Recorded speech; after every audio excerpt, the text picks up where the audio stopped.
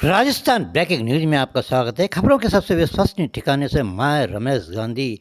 जो खबर हमने कही वही सही, सच का आईना दिखाते हैं हम। आत्मा अमर है, शरीर नाशवान। कर रहे हैं आज सुबह में राजस्थान ब्रेकिंग न्यूज में आपका स्वागत है। खबरों के सबसे विश्वसनीय ठिकाने से मैं रमेश गांधी। आज हमारे बुलेटिन का प्रसारण कर रहे हैं नए पुरा चौराहे से स्वामी विवेकानंद की स्टैचू से। सुबह में चल रहा है जबरदस्त उठापटक का दौर, आरोप और प्रत्यारोप का दौर, जहां एक और विधानसभा में मुख्यमंत्री भजन लाल ने कोटा उत्तर के विधायक शांति धारीवाल को खुला चैलेंज दे दिया है और एक आयोग भी बना दिया है। 15 लाख पट्टे जो बांटे गए हैं सबकी जांच कराओ, एक एक की जांच कराओ, मत छोड़ो किसी को। अगर मैंने गलती करी है तो मुझे भी फांसो, लेकिन करो तो सही। कोई भाषण करो कि साहब जांच कराएंगे, जांच कराएंगे, जांच कराएंगे। कितनी जांचें कर गई आपने 100 साल में आज तक? 150 बार तो आप बोल चुके हो कि जांच कराएंगे, जांच कराएंगे, जांच कराएंगे, लेकिन एक बार भी जांच नहीं दिखी आपकी। कोरोना कैंसल, गलत पट्टा बांटा, किससे मना किया? कौन रोक रहा है आपको? का 10-10 हजार वर्ग मीटर का नियमन किया है आपने। 10,000 वर्ग मीटर आप कैंसिल करो ना। 10,000 वर्ग मीटर का मतलब होता है 1 हेक्टर। मैं यही तो कह रहा हूं। एक सामान्य किसान के पास नहीं होती। प्लीज मंत्री महोदय, तो आपने 10,000 रुपए में नियमन करके बना दिया जवाब में। मैं यही कह रहा हूँ, कोई बात करने से या इधर उधर वो करने से कुछ नहीं होगा। जांच करा के क्यों नहीं देते? माननीय रिपोर्ट मंगवा रहा हूँ एक नगर पालिका से प्लीज। क्योंकि बुजुर्ग हैं, सीनियर हैं, तो इनके अनुरोध को स्वीकार करते हुए मैं उच्च स्तरीय समिति गठित कर ऐसे समस्त कार्यों की जांच कराने की घोषणा करता हूं।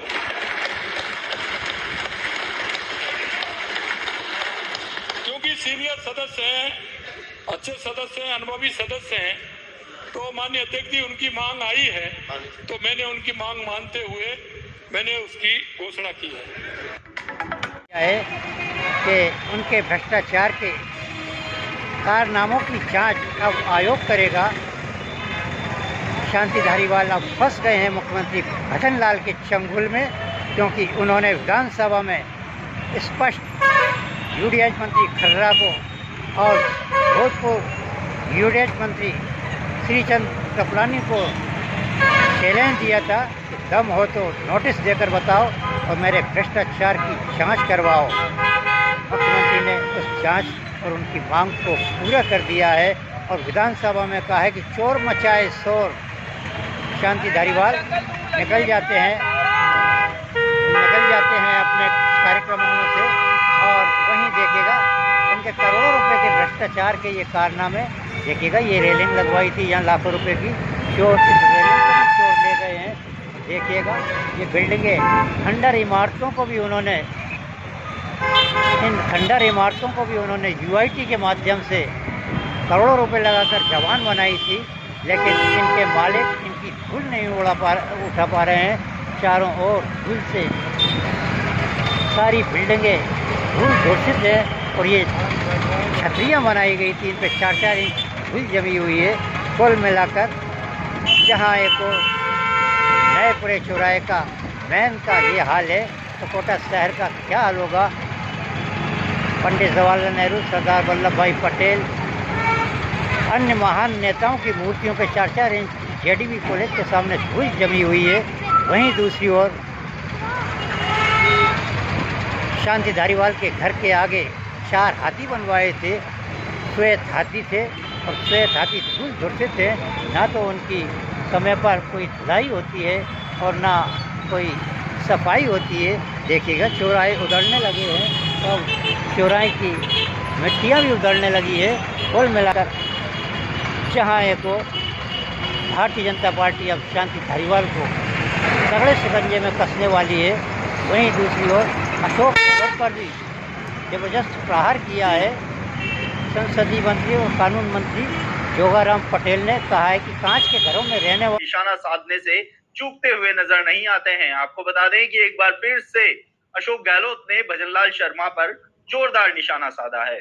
अशोक गहलोत ने कहा है कि 2.5 घंटे तक कौन सा सीएम बोलता है, और अगर 2.5 घंटे भी बोले तो ऐसा कुछ निकल कर बाहर नहीं आया जिससे जनता को राहत मिल सके।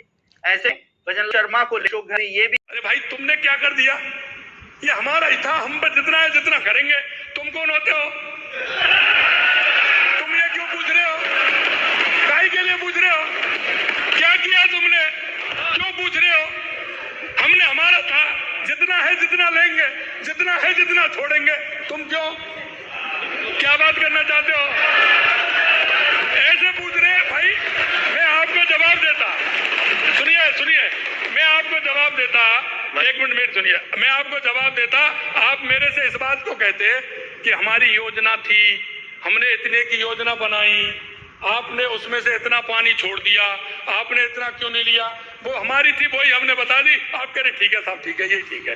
क्यों, आपने कोई योजना बनाई क्या, आपने कुछ बनाया क्या, आप बता। मैं तो आप कह रहा हूं आपसे, आप मेरे को बता दो कि आप ये समझौता हमने, ऐसे व्यक्ति को कुछ नहीं कहना चाहिए।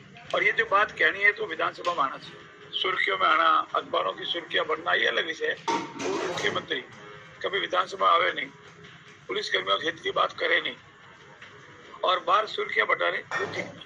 हमारे प्रतिपक्ष के नेता आदरणीय जूली साहब के पास की जो चेयर है, वो चेयर पर काफी दिन सक्रियता रही। कि विवाह में फूफा अगर गायब होता है तो हम समझ सकते हैं उस विवाह की क्या हालत होगी। मुझे ऐसा समाचार मिला कि हमारे कुछ पुलिसकर्मी ने सक्रिय रूप से होली खेलने में भाग नहीं लिया है। मैं आपके मार्फत सभी पुलिसकर्मियों को, साथियों को विश्वास दिलाता हूँ कि मौजूदा मुख्यमंत्री आदरणीय भजनलाल जी के नेतृत्व की ये सरकार सभी वर्गों की हितैषी सरकार है, सभी वर्गों के हितों का ध्यान रखती है। चाहे हमारी महिलाएं हैं, चाहे हमारे बेरोजगार नौजवान हैं, चाहे हमारे SC ST के भाई है, व्यापारी है, किसान रहने वाले भूतपूर्व मुख्यमंत्री दूसरे के घरों में पत्थर न फेंके। उनके कार्यकाल में कितना जबरदस्त भीषण भ्रष्टाचार, और उन्होंने अपनी पार्टी के ही उप मुख्यमंत्री सचिन पायलट के साथ क्या क्या नहीं किया। सरकार को 1 साल होटलों में बंद रखा और सचिन पायलट को नकारा और निकम। अशोक गहलोत ने 5 साल मलाई चाटी, सत्ता का शुभ होगा, बेटे को मुख्यमंत्री बनाने के लिए सचिन पायलट को नकारा, निकम्मा, और क्या क्या नहीं किया उनके साथ जुल्म। और आज किस मुंह से कह रहे हैं भजनलाल भी कहा ये हाल थे उनके, और अब वह हम पर आरोप लगा रहे हैं, हमारे लोक कल्याणकारी मुख्यमंत्री भजनलाल पर आरोप लगा रहे हैं कि वह नहीं सुनवाई करते हैं।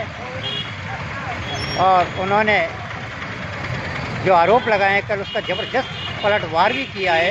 कुल मिलाकर अब भारतीय जनता पार्टी के मंत्री और मुख्यमंत्री कांग्रेस के नेताओं को घेरने के लिए पूर्ण रूप से आमादा हो गए हैं और उन्होंने रणनीति बना ली है।